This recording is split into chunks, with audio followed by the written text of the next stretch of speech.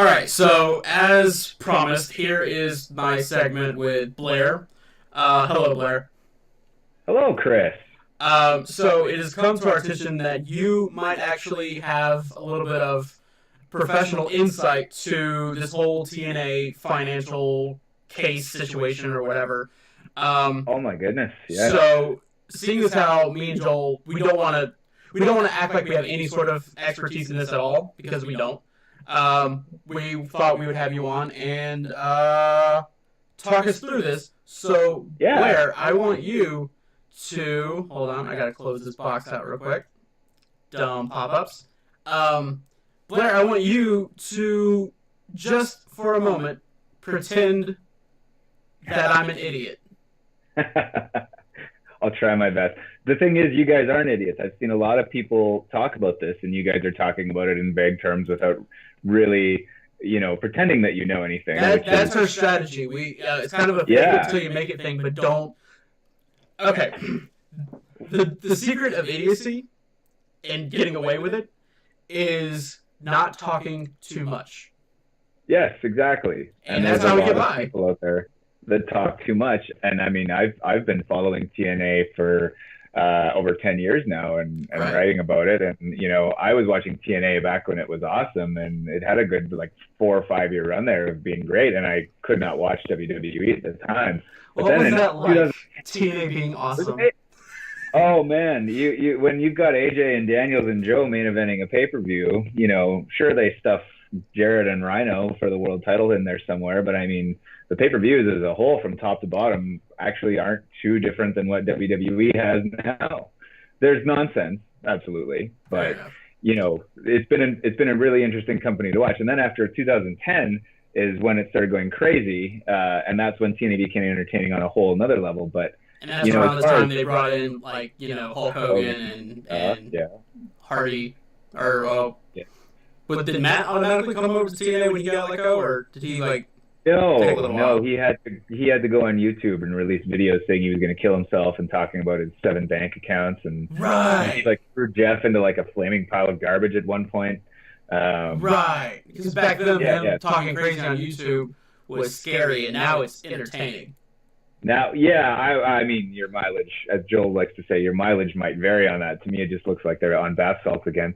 But I mean, the thing with TNA that's always the thing that makes this so interesting now is that we've never actually known a lot of internal details about the company, because Right. people like to talk about how it's broke, how they owe money, a lot of really vague stuff, but we never even knew who owned it. Truly. Yeah, because correct me if I'm wrong. TNA TNA is like it hasn't gone public. Like it is a private company, right? It's a private company, Like which is why like a limited we number never. of people that have ownership of it.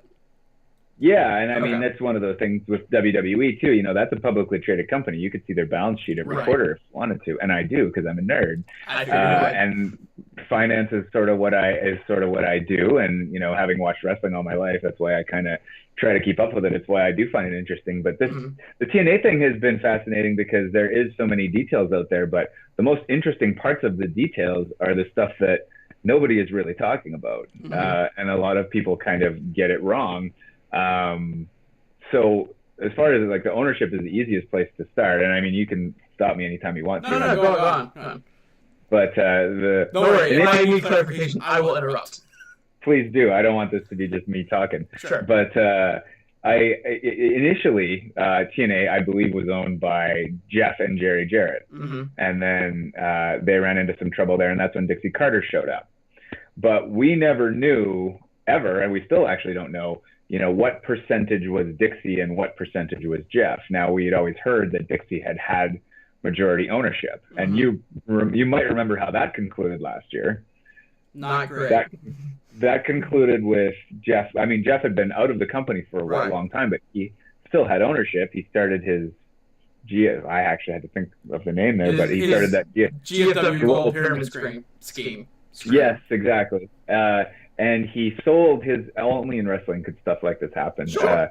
He sold his remaining shares if Dixie would allow him to come on the show, promote his show and his guys, create a belt with one of the most horrible belt names in the world.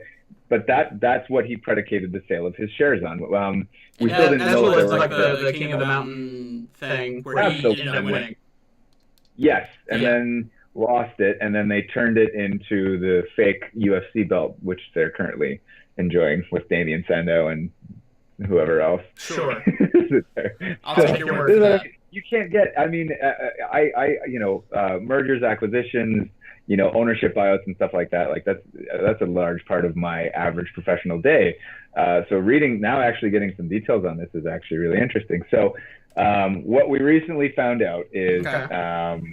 I mean, TNA has been kicked off 1, 2, 3 networks in 10 years. They get kicked off Spike. They got kicked off Destination America. And now they're on And before Fox. that, yeah, they had a brief run on Fox Sports Net before Spike.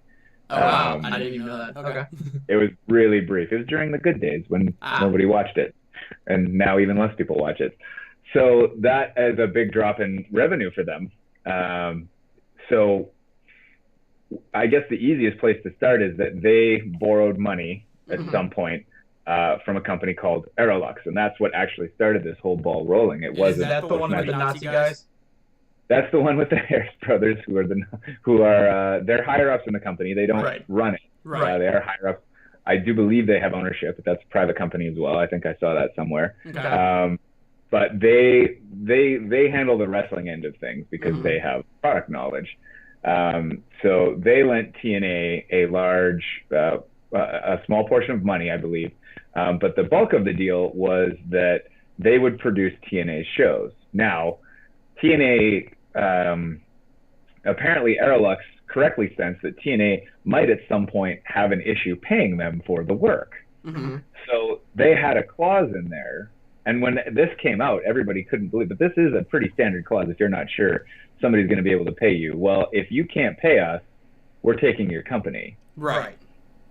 That's fascinating on its own because generally speaking, if it were a bank or if it were an equity firm of some sort, they probably don't want to own a wrestling company for a living. No. It's like, what would we do with that?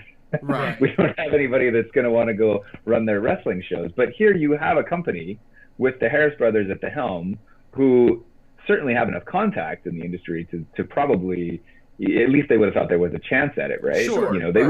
They would not have put that in there if they weren't at least willing to run it if shit went bad. Right? If everything, I forgot which podcast I was on. Thank you, Neil. If everything went, sorry, Neil, if everything went sideways. So anyway, that happened, and then a little while later, not very much longer later, they could not pay that debt. Surprise. Exactly. Okay. And then that's when. So that's when Aerolux was going to exercise their clause to come and run it and to give Dixie the boot. Right. And enter Smashing Pumpkins. So now we've got again this goes back to this is crazier than they sold a wrestling company on eBay once. It was called 3PW. It was a nice little indie with some buzz. And this lady who used to be a valet, Jasmine St. Clair, she ended up owning it and she sold it on eBay. She sold 3PW on eBay. It's just amazing. So I wonder why that wasn't a success. So in something that goes along quite well, right along with your Broken Hardy stories, the Nazis were coming, so they obviously called the Smashing Pumpkins. Right. That was the next logical step right. for them to call Smashing Pumpkins because Billy Corgan had some experience with booking a wrestling promotion. I'm blanking on the name of it right now, but it was I think Raven was involved with it too. Right. I don't remember what it was called. So from there, correct me if I'm wrong, he paid for like, 3 sets of tapings, I believe? Plus Slammiversary. Okay. All right. 3 tapings plus Slammiversary. Did he have any stake as far as like TNA ownership at that point? Apparently he had 1%. Okay. This is what came out in court. And I'll try to get to it. It's a kind of a rough roadmap to follow, but essentially this is where the dispute started because apparently he's saying that when this happened, Dixie Carter promised him her shares, that he would eventually be majority owner. This would be a way to phase her out, kind of. Yeah, he was starting to. They had made him president around this time, which is a title, which is something else we can pretty easily get into. But they made him president. He didn't have any actual ownership, and that's a common theme here because, not to defend Dixie Carter, but Billy seems confused between the notion of being the president and of actual ownership. If I make you, Chris, Mm-hmm. the president of my company, which hopefully one day I will. Right. I can if you don't have any ownership or I own the majority of it, I can still kick you out anytime I want Right. and replace you with Joel. Right. It would have very little to do with as far as like the worth of the company at all. You're running the day to day. Right. The employees, I imagine, would report to you. Right. And I work with a lot of businesses like this now where the owners are not anywhere to be seen. Mhm. They put people in charge, and if they're not Right. producing, replace them. It's just like it's big. It just put it in simpler terms. It's just like a sports franchise where you have the owner. Like say you're the Dallas Cowboys. Jerry Jones owns the team. Dixie's basically Jerry Jones, and Billy Corgan would be the head coach, Jason Garrett. Exactly. Okay. All right. Now, the other important thing to note about a transaction like this is that Billy injected money into the company and he did get an ownership, a small percentage of ownership, but he still got the ownership. Now, that money goes into TNA, not to get too technical, but it goes in a few different ways. Mm-hmm. But that money will go on the liabilities side of a balance sheet as money that is still owed to him. Mm-hmm. It's probably an amount they classify as like a shareholder's loan due to shareholder. But at some point, if things go well, he's going to get that money back. That's what he's hoping. He's thinking that once everything gets turned around, he will eventually, probably in installments, be able to get that money back. Okay. He's, so he has invested the money. If the company tanks, he's not going to get it back, but that's not what he's thinking, right? Right. Now, that's an interesting detail because here we go. Corgan, in his lawsuit with TNA, said that they hid. Well, actually, we'll go in order. He had then invested money twice more, Okay. and then nothing really changed, other than he's saying, if they don't pay him back, he can close on Dixie's ownership. Is basically what he's saying. Is what he's saying the agreement said. So Right. either way, then the lawsuit hit in October. So Billy Corgan, he's thinking that he has an agreement much like the other group. Okay, so he's thinking that he has a very similar deal in place with TNA. That seems contradictory if they're both still like waiting to get paid. Well, and this is interesting too because for him to have we'll go linearly because there's a lot of interesting stuff about this. So the lawsuit, there's a couple different parts to this lawsuit, but the first one was the restraining order. Right. He filed a restraining order on TNA. In the document explaining why he needed that restraining order, he claimed that TNA is insolvent, meaning that they're unable to pay their debts and their liabilities exceed the value of its assets. Right. Because the company's balance sheet shows their debts to be almost 10 times the assets. So okay, so they're losing. They are losing a lot of money. Well, it's not compared to what they're making. Yeah, exactly. Right. They're essentially what it is. I mean, you guys have weird laws that go by states, which has made this infinitely more complicated than it needs to be. I don't know how any company that operates in multiple states ever gets a lawsuit solved. Right. But this is the majority. This is majorly taking place in Tennessee. Tennessee. Yeah. So. All right, calm down. They're a little bit too close for us for you to be making those jokes. No, they're a little bit too close to you. I can say whatever they want. So, interestingly enough, he says that they're insolvent. They're unable to pay their debts and their liabilities exceed the value of their assets. So the interesting thing about some of that debt, and I'm going to use the debt that's owed to Aerolux and Corgan as the example here, debts exceed the value of the assets all the time. You can't use assets to pay debt. You can't use real estate. You can't just convert it to cash automatically. Mm. The ability to pay your debts is based on the revenue that's coming in. It doesn't have anything to do with the assets.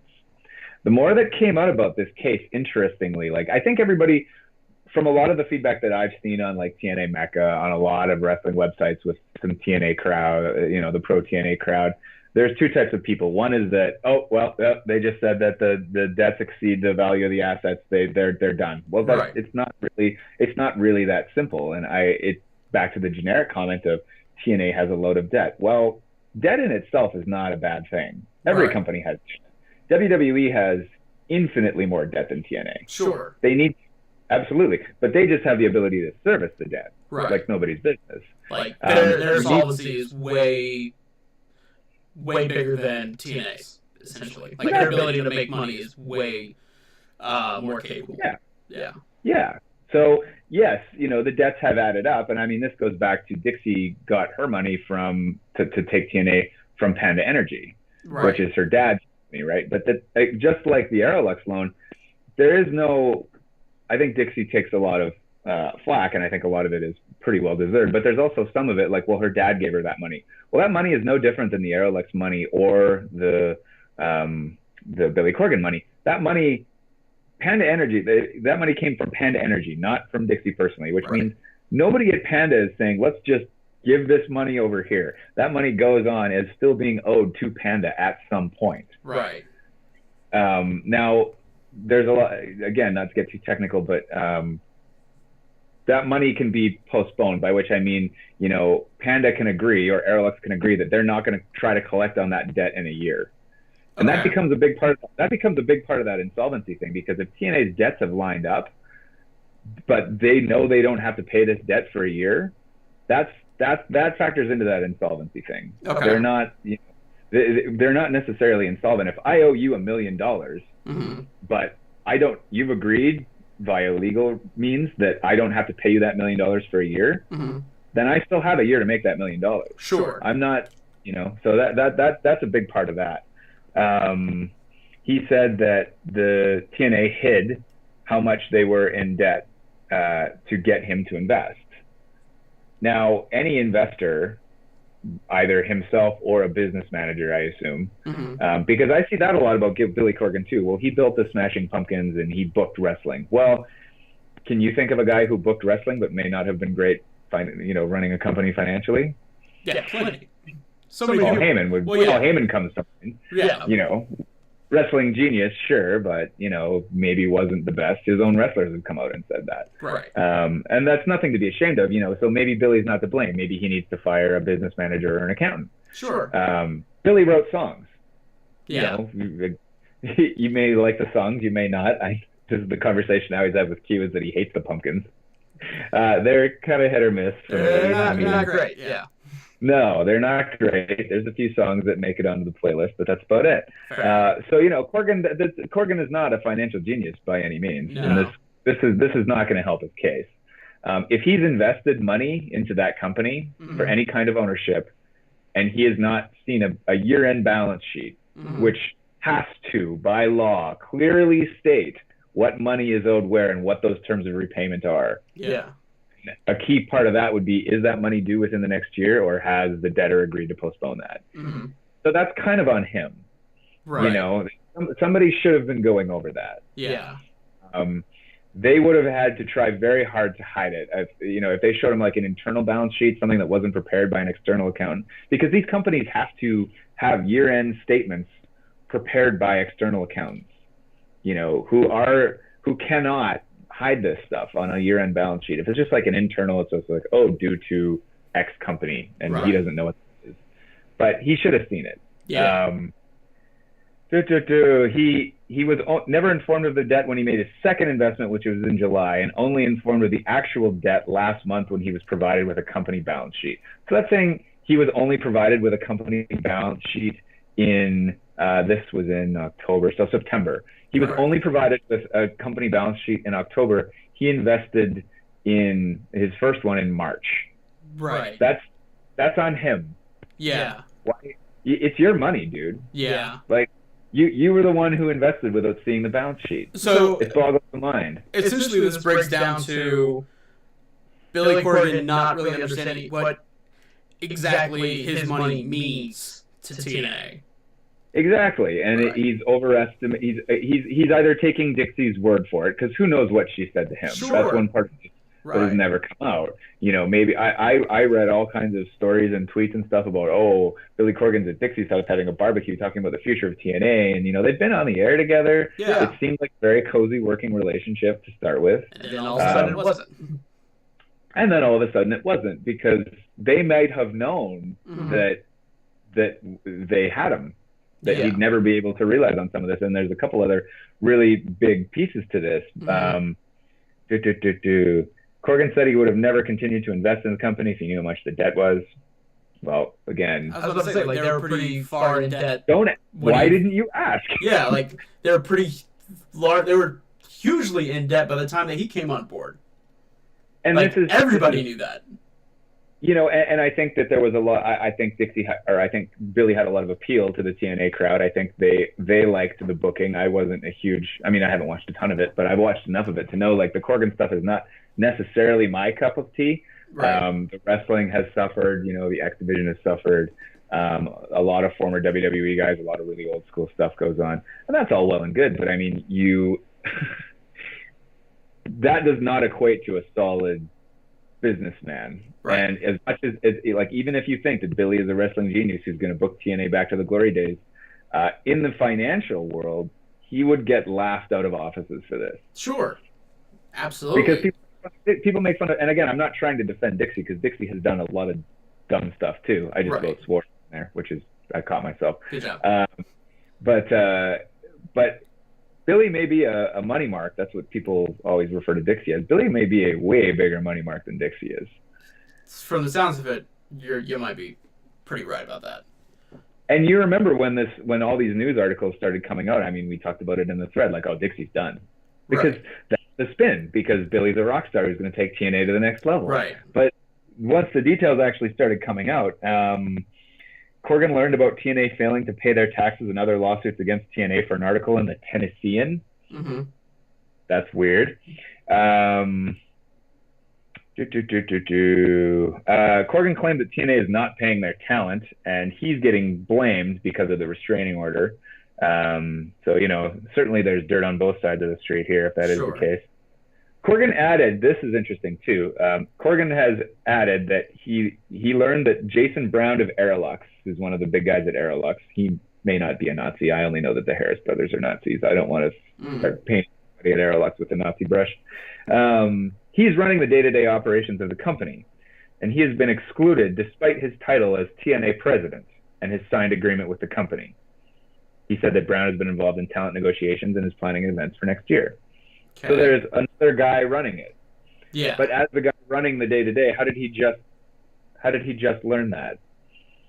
It doesn't add up. It doesn't add up. No, it doesn't. Yeah. Dollar figures and a lot of stuff regarding the company's operations were blacked out when this was presented in court, which I hate. I would so love to see those numbers. Oh, sure. Yeah. So then they had the hearing, and the hearing is where a lot of interesting information came out. Corgan was granted an injunction. He wants control of the company. Right. He claims he entered into a loan agreement with Dixie Carter, who agreed to give Corgan 100% of her stake in the company, which we learned after was about 92%. Sure. Aerolux also took some minority ownership, and then later we found out that they gave the Fight Network, which is owned by a company called Anthem. The Fight Network is a network here in Canada that actually is really good. Like it's broadcast TNA here. Right. So anyway, so he was exercising his right as a holder of Carter's voting rights and Impact to remove all of the company's managers and have them replaced with his own team. Blah, blah, blah. Insolvent, blah, blah, blah. TNA owed money to Aerolux Marketing, and Corgan saved them. Corgan also said that Dixie Carter, told TNA talent that WWE was looking to buy its video library and asked that his loan agreement be recognized, which would allow him to take over the company. So then they go to court, and you hear from, apparently it was pretty quick proceedings. Somebody live tweeted it, which is something else would only see in wrestling. Somebody live tweeted a court hearing. I'm just sitting here wondering, is that allowed?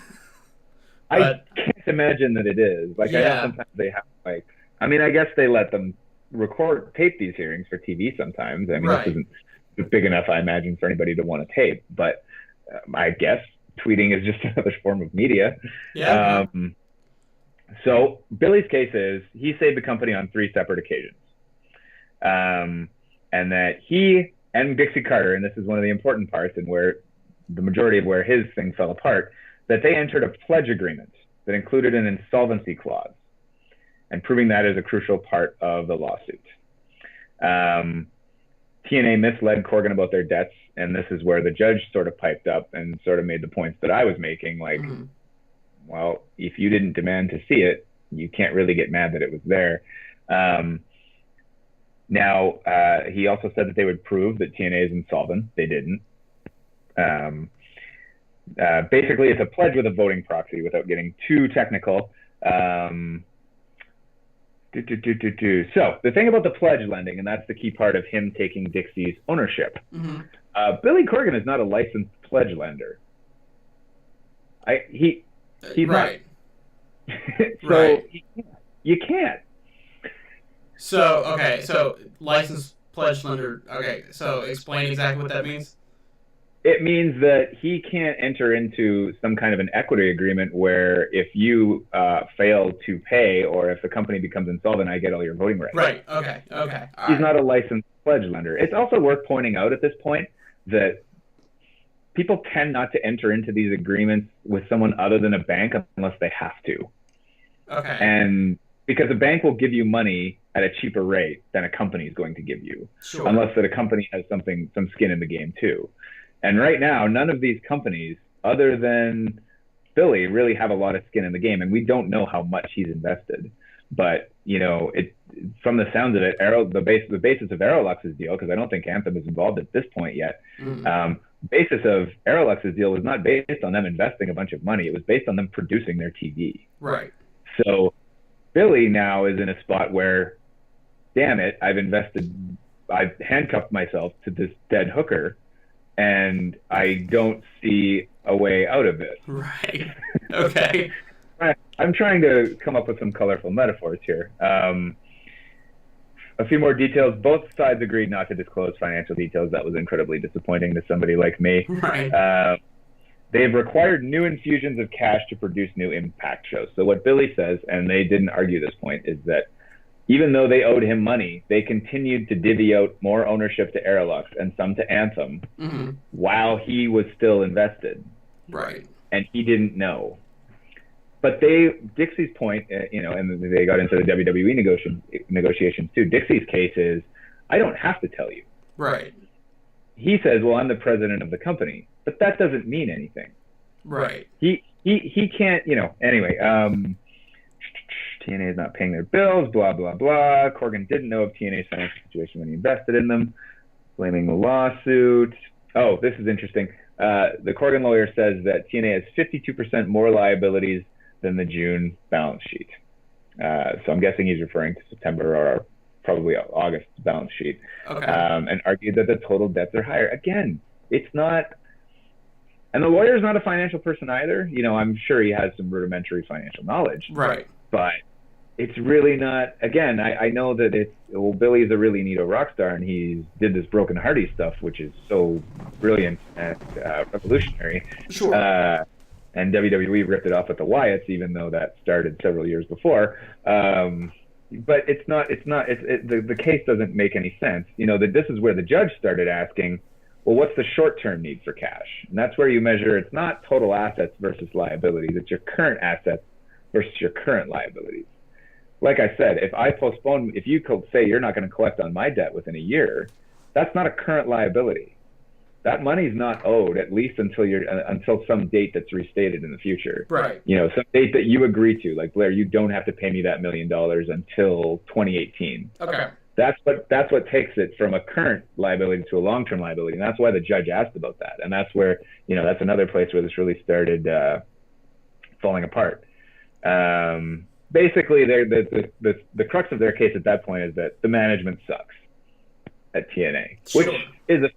which is a fair statement, but not grounds for him to be able to take over the company, especially when he's a licensed pledge lender.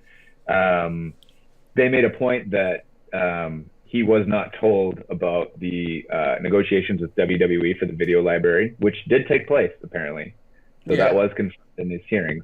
I had chalked that up to a rumor. I kind of did. I kind of did as well. Yeah. I could see why they want it. They've certainly got enough guys working there now. Yeah. You know, I would actually, I like that they were willing to invest money into that, because so many of the guys they have that I like now, a lot of them did come from TNA. It would, if they were willing to invest in that video library, it would show that they're certainly invested in guys like Aries and Joe and Rude and a bunch of these other people. Right. There's an unpaid tax bill. That's a whole other kettle of fish we don't need to get into. It sounds like it sounds like, you know, like clearly this is a financial case, but Corgan is treating this as a custody battle. Pretty much. Yeah. Pretty much. Like he's coming at it from the entirely wrong way. Talent loves me. I like really neato stories, and I've been a wrestling fan for my entire life. Well, that's all great. That's all great, and that's probably why they made him the president of the company. But he's perfectly qualified to run that end of it. Right, and it sounds like he's just been blindly pumping money into this company.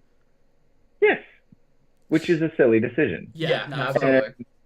It's there's only a couple other things that I really need to touch on. I mean, to the video library point, you know, he was not included. He was not made aware of those negotiations. Well, Billy was bidding for the video library at that point too. Mm-hmm. Or he had something to do with it, but he because they were negotiating the sale of the company at the time, the reason that they can't inform him of it is because he's one of the bidders. Right. So they're not going to tell him what WWE is bidding. They can't. Yeah, but he thinks since he's president, he should have been notified. And he wants to be notified because he wants to know what WWE's bid is, so that he can outbid them. At least decide if he wants to outbid them. So interestingly enough, so the TNA lawyers' points were interesting as well, and it certainly does shed a lot of light on TNA's financial position, which everybody has been wondering about for the longest time. He said that the lawsuit created a creditor crisis, which it has, and that's I think a large part of Billy's lawsuit too is just him trying to hold their feet to the fire, right? To try to pressure them and get public opinion against them, and I think he was pretty successful at that. At least for a little while, yeah. Absence of a solid case. He called TNA a valuable, well-known commodity. Okay, I don't know that the name recognition. I mean, I would say it's got a considerable amount of name recognition. Yes, whether that name recognition is good or bad, it's there. Right. It was noted that Dixie Carter owns 92.5% of the company currently. Anthem owns 2%, and Aerolux owns 5%. Okay. So that's 94.5, 99.5. So Billy owns 0.5%. Okay. That's what he has. TNA has goodwill on their balance sheet. Now that's a problem. Goodwill is basically if I've got a company that you want to buy, I'll have something on the balance sheet called, say, goodwill, $2 million. That's me saying this company is worth $2 million beyond my actual assets because of my name recognition. Okay. So that's the premium I want from you to buy my company. You're going to give me $2 million more than it's worth. And the reason that you're going to do that is because you believe you can make more off of it than I can. Right. And I want out, or I need to sell for some reason or something like that. It's like it's like you're playing Monopoly. Mm-hmm. You own one property, and the conjoining property is owned by another player, and you want to trade. So you're like, and you're paying straight cash for it, but you might pay double, if not more, of what it's worth because you want to build this Monopoly, and you feel like you can make more money off of that. Okay. Exactly. So it's not real. You just use board games, and I understand all this stuff. Just use board game analogies. Yeah. Well, we refer to in my world, we refer to it as blue sky. Okay. It's not real money. It's what you.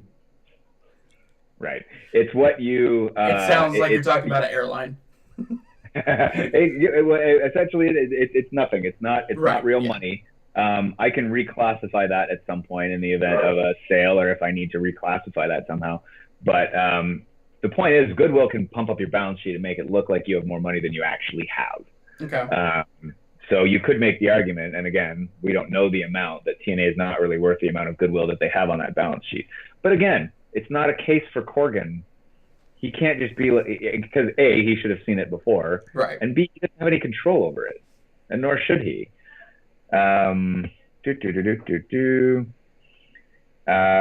wanted 22.5% of the company after a third loan and insisted on the pledge agreement. This is where the pledge agreement came into place. Okay. So this kind of destroys Corgan's argument as well, because he was saying that Dixie had agreed to give him all her shares upon the first loan, I believe. Right. This thing, he only actually entered into a pledge agreement with Dixie after the third loan, which I believe was in August.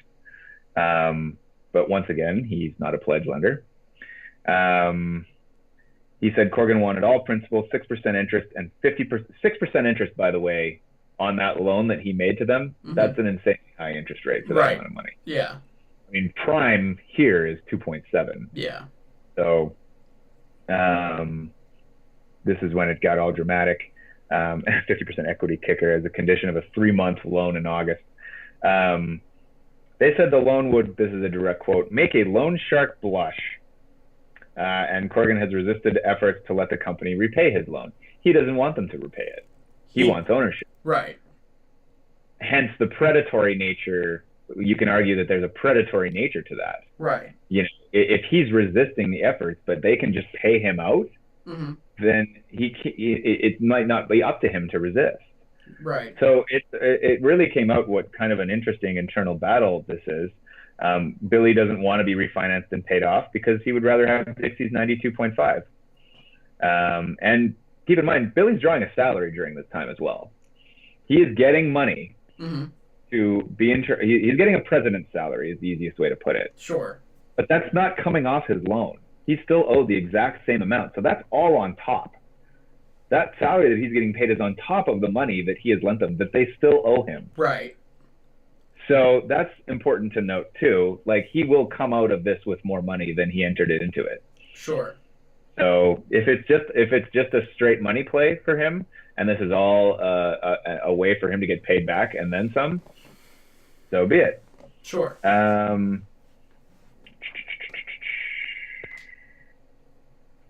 Let's just say here.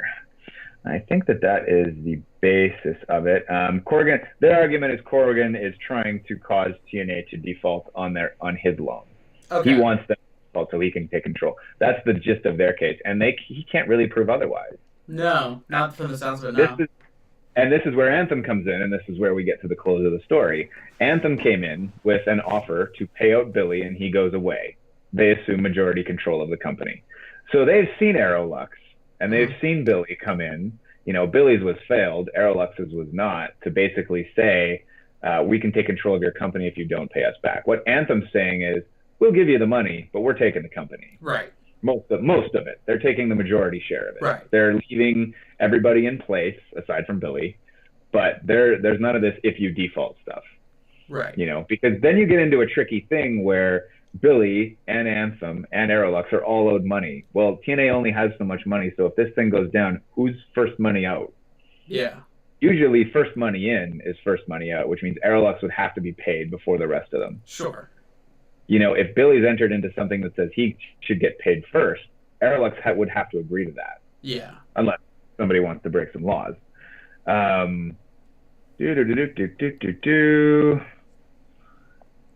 There's a tax lien which TNA credits as an accounting mistake.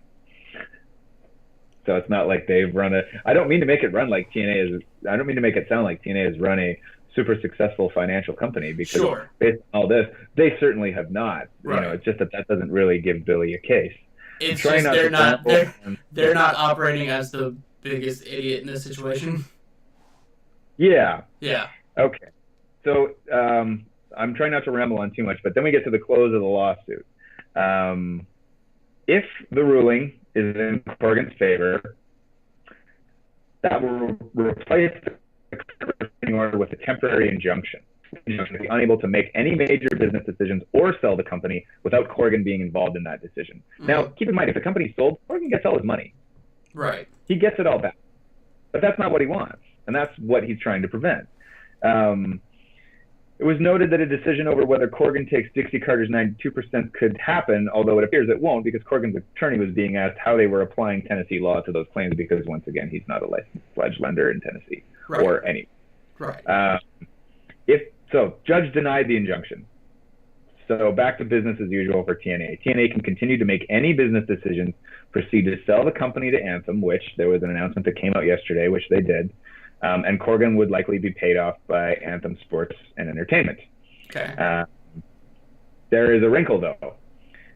Corgan expects a 50% corporate transaction fee. So his loan, we do know how much the loan was.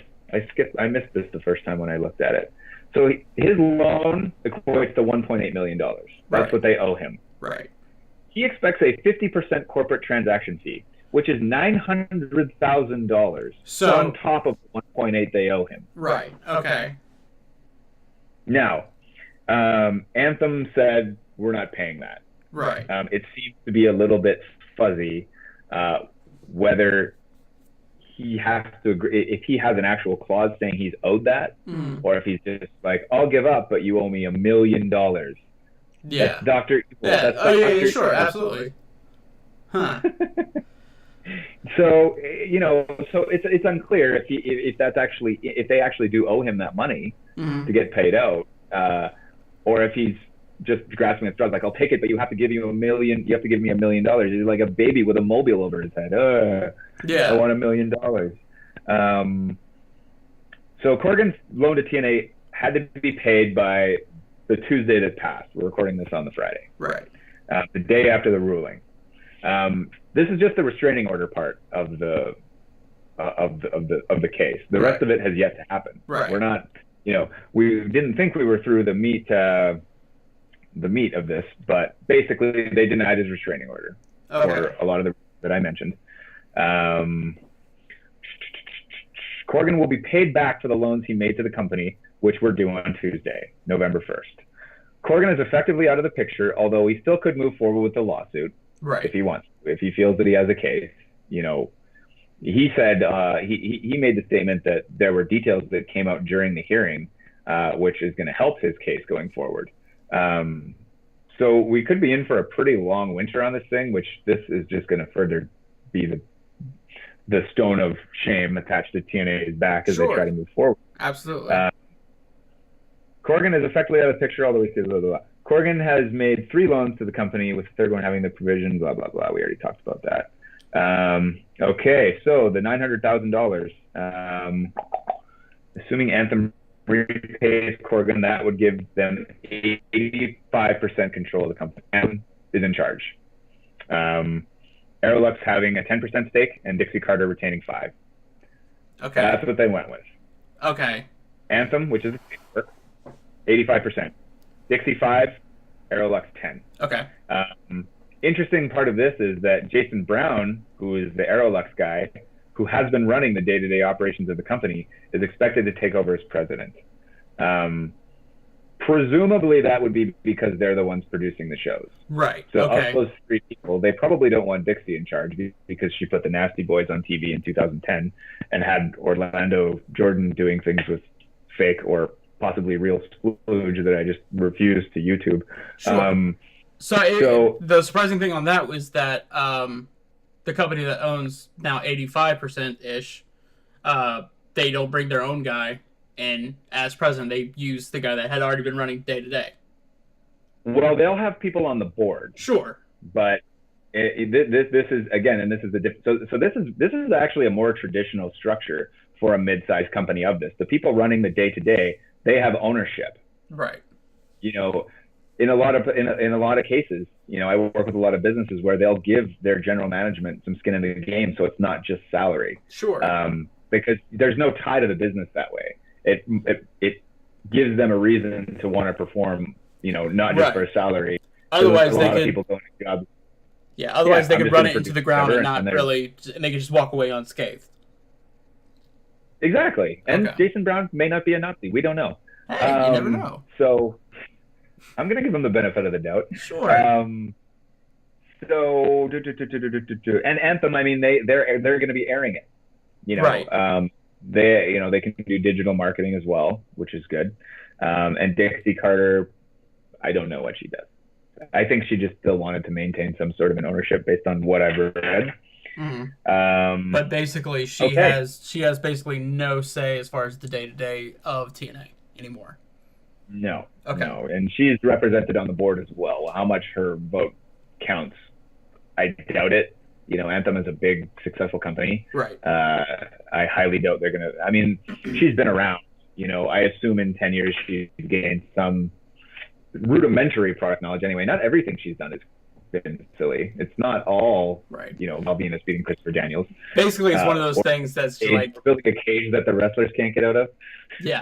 Yeah, basically it's one of those situations where, like, she's been around so long, you would have hoped by now she would have picked up something.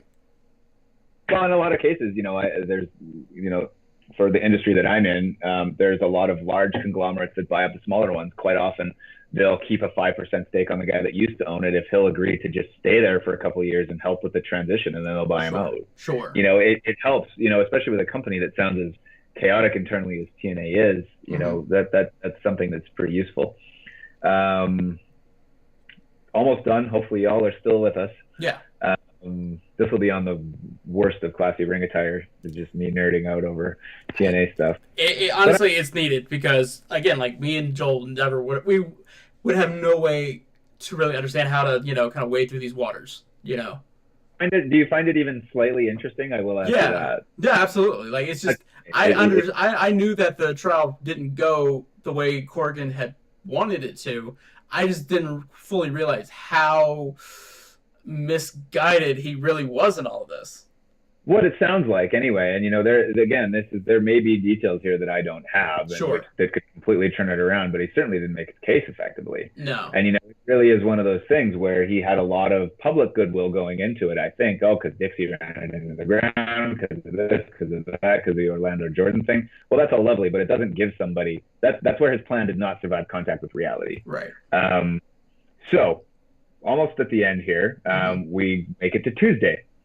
It appears as if the lawsuit will still proceed forward. So yesterday, when we were supposed to record, I'm glad we didn't, because the shit really hit the fan yesterday. Neil. They were supposed to pay. Damn it! Sorry, Neil. Neil again. I'll buy you some Mountain Dew Code Blue the next time I see you. That's not what it's called. Then I'll probably drink it. Is that what it's called? Voltage. Voltage. That's what it's called. My doctor says I can't have any more of that anyway. So yesterday, Anthem and TNA put out a press release. They announced that Anthem has provided a credit facility to TNA to fund operations. The details of that I would love to know, but we don't. But regardless, Anthem has invested, has given them a credit facility to continue to go ahead, and they've got ownership. They will get paid back. It is also worth mentioning at this point that to allow somebody to take the majority control of your company, simply to allow it to continue to run while you drop down to 5%, just so that the company can keep running, should be noted as a fairly honorable move on Dixie Carter's part. Yeah. Because she could have just folded. Yeah. She could have just let the company burn, essentially, and just walk away.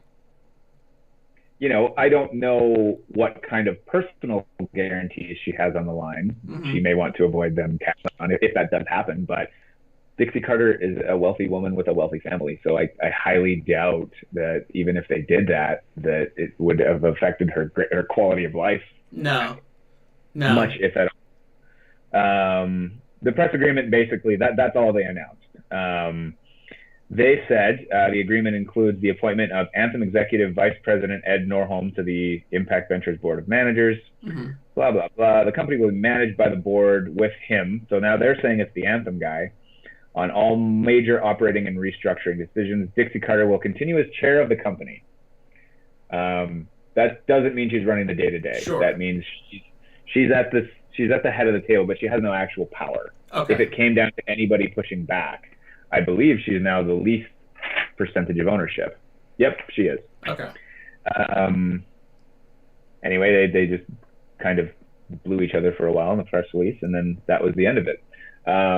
Neil, is that a Neil thing? Does Neil have to take care of that last one? Maybe. Neil, you can decide. They then painted blue paint on each other. There you go. Okay, there you go. That's exactly what it is. Then Billy took to Twitter. Did you see this? I did. I did. So I'll just I don't read think it. this helps him much. At all. Fact. TNA was supposed to pay years ago, which they swore to in front of a judge. Yesterday, they asked for a day to get money together. Upon which, yesterday or today, so 2 days ago or yesterday, they'd reach out directly, which in quotes, to settle all claims. So they lied again and have used time as a weapon. It's a very Doctor Who style quote. Yeah. Fact, I still have not been paid, which is a problem. And I'm expecting all remedies, including new filings with the court, and converting to 36% equity. Now, after all of this, I question going to Twitter on it. Yeah. Just because I'm in my 30s. But I mean, even that aside, they obviously owe him the money. They can't just not pay him. Right. So what after all of this, converting to 36% equity, and I don't know how the rest of the ownership would shake out if he did that, he still wants to own part of this company. Right. And now he's not even talking about majority ownership. Yeah. Although I guess it could be depending on, 36 actually could be majority depending on how it shakes out for everybody else. Right. But still wants in. That's the interesting piece of this. Now, he could be just saying that to just be like, bitch better have my money. But it doesn't really? Yeah. Keep going. Okay. Well, it's okay because you'll hear better have my money. Right. So people will, the smart listeners will put it together. Sure. So we don't really know at this point, which is really interesting, whether he legitimately wants the equity or he's like, or he's just desperate to get his money out because he knows that he never had a hope. Mm-hmm. You know, I could see this lawsuit, the remaining lawsuit that he has quietly disappearing, but if he's still looking for 36% equity, and now this is where the story actually starts to get really good, Fight Network came back at him, which is Anthem. We reject Mr. Corgan's social media comments today. The matter is before courts and public discourse is inappropriate. Right. There is a solid financial plan for Impact Wrestling, and Mr. Corgan's loan will be dealt with appropriately. So somebody's either lying or doesn't know what's going on because he should have been paid. The court did say that. He had to be paid by a certain day and time. Right. Which was this past Tuesday. And it sounds like he had, but Fight, or Anthem, I guess, basically just acknowledged the loan will be dealt with appropriately. Now, if it's in the middle, if those funds are in the middle of lawyers, like there's trust involved to transfer from one lawyer to another, that can take a few days, but one would think that Billy would at least be aware of it. But then again, he wasn't aware he wasn't a licensed pledge lender. That's my point right there. Yeah. So then that's basically the end of it, to where we are today, except that Billy went back to them and basically said to Anthem, this is a terrible way to start our future relationship, which again, it sounds like he still wants it sounds like this future relationship is in his own head. What? But maybe he has something I don't know. Right. I mean, is he just being a whiny little you-know-what? Right. Caught myself there. Or is it either just for posturing or to try to get his money out? Anyway, he continued on. He's just like, you're lying through counsel and propensity for press releases claiming victory. So when you sent out the press release today and the one during the lawsuit, which is still pending, to Billy's point, the larger lawsuit is still pending, that's not public discourse. And he's right. They sent out the press release if they haven't paid him. And Anthem kind of basically just acknowledged, again, via Twitter. Yeah. It doesn't happen in regular industries. No. Like, businesses do not take to Twitter when there's a delay in payment or an ownership dispute or something in court. And we end on such a high note because he says, I can't believe you used reject in your tweet. That's referring to Fight Network rejecting what he was saying on Twitter. He says, such strong language from the network of fights. You know what that sounds like. Sounds like Broken Matt Hardy, the network of fights. Yeah. I mean, it's all it was already so crazy. Sure. And it's been amazing to follow. Right. I spend more time on this than I do watching their show. Oh yeah, absolutely. This is probably the longest we've ever like talked about TNA in any fashion ever. Oh wow, this is longer than I thought it was going to be. A little bit, but it's okay. It's okay. We'll figure out something. Dixie sent a letter to the talent that was today. You know, basically confirming the press release and not saying anything about Billy. Yeah. So there's something else going on here. I'm sure more is going to come out. I'm sure we'll talk about it. Now that we're all caught up, we could probably do it in a 10-minute stint at some point, so it wouldn't be an hour long. Right. So yeah.